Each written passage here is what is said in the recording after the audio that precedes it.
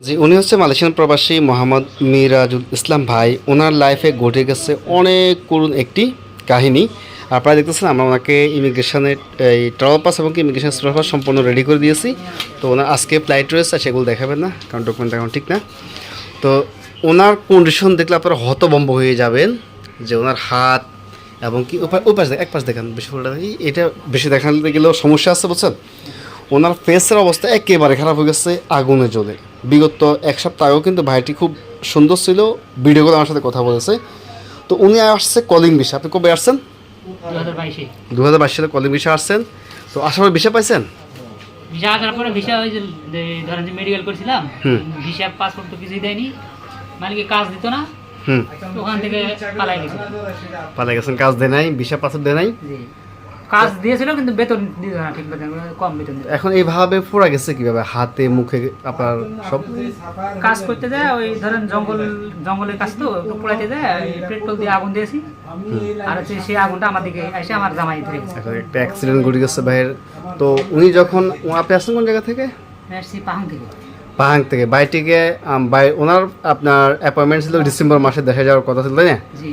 যে আপনার ফ্লাইটও কনফার্ম করছে, সব কিছু রেডি করছে। তো ওনার এই অ্যাক্সিডেন্টটা ঘটার সাথে সাথে উনি যোগাযোগ করছে, ভাই আমি আর মানুষে থাকবো না, আমাকে অবশ্যই দেশে পাঠাতে হবে যে কোনো মুহূর্তে, খুব দ্রুত।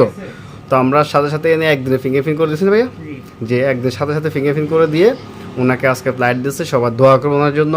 তবে কলিং ভিসা আসে কিছুই করতে পারেনি উনি, মালয়েশিয়াতে হয়রানির শিকার হয়েছেন, অনেকগুলো টাকা নষ্ট করে এসেছেন। এখন দেশের যে শরীরের যে কন্ডিশন, সত্যি খুব হতভম্ব হয়ে গেছে আমি কন্ডিশন দেখে, নিজেকে খুব খারাপ লাগতেছে যে এই ভাইকে। আর এভাবেই কিন্তু আমরা যে অনেক প্রবাসীকে দেশে পাঠাচ্ছি।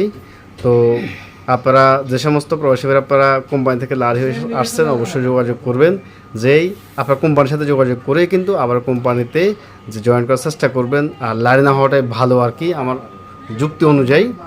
Kuala Lumpur to Dhaka, Dhaka to Kuala Lumpur route সহ পৃথিবীর যে কোনো দেশের কম দামের টিকিট পেতে যোগাযোগ করুন এবং ট্রাভেল পাস, স্পেশাল পাস নিয়ে দেশে যেতে চাইলে ইমিগ্রেশনের অ্যাপয়েন্টমেন্ট, পাসপোর্টের জন্য অ্যাপয়েন্টমেন্ট সহকারে বিভিন্ন তথ্যের জন্য স্ক্রিন দেওয়া হোয়াটসঅ্যাপ নাম্বারে হোয়াটসঅ্যাপ করুন।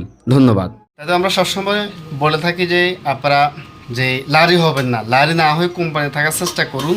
যে কোম্পানির যে হয়তো কোম্পানি থেকে পাসপোর্ট নিয়ে অন্য কোথাও কাজ করতে পারেন, কোম্পানির সাথে সুসম্পর্ক রেখেই যেটা সহজ এটাই করবেন। যখন এই ভাইটি অনেকগুলো টাকা দিয়ে এসেছে, এখন কলিং ভিসা আসার পরে কিছুই করতে পারেনি, পরিবার থেকে টাকা এনেই কিন্তু আমার দেশে যেতে বাধ্য হচ্ছে এবং শরীরে যে অনেকটা অংশ পুড়ে গেছে পেটটার আগুনে। তো সেক্ষেত্রে আমরা কাজ করতে সতর্কতার সাথে কাজ করব এবং কি অবশ্যই যেই কোম্পানি থেকে না লারি হয়ে সমাধান করার চেষ্টা করব।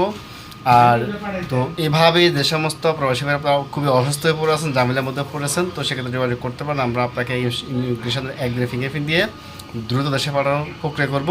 যে অবশ্য আগের দিন বললে আমরা পরের দিনের জন্য প্রিপারেশন নেব ফিঙ্গারপ্রিন্টের জন্য, যেহেতু এই সমস্ত কন্ডিশন দেখলে কিন্তু যে ফিঙ্গারপ্রিন্টের ব্যবস্থা করে দেওয়া যায়। তো সেক্ষেত্রে যোগাযোগ করতে পারেন। আর যারা দেখে যাবেন দ্রুত যোগাযোগ করতে পারেন আমাদের স্ক্রিন নাম্বার বা হোয়াটসঅ্যাপ নাম্বার থেকে। আর টিকিট কাটার জন্য যোগাযোগ করতে পারেন, যেহেতু এখনও টিকিটের দাম মোটামুটি হারে সীমিত রয়েছে, ক্রমাগতভাবে বাড়তেছে। শুধুমাত্র সিঙ্গেল টিকিটের দাম হতে পারে আগামীতে যে 1000, 1200 বা 1500 রিঙ্গিত। তাই তো আমরা আগে থেকে টিকিট কেটে রাখবো। ধন্যবাদ, আসসালামু আলাইকুম।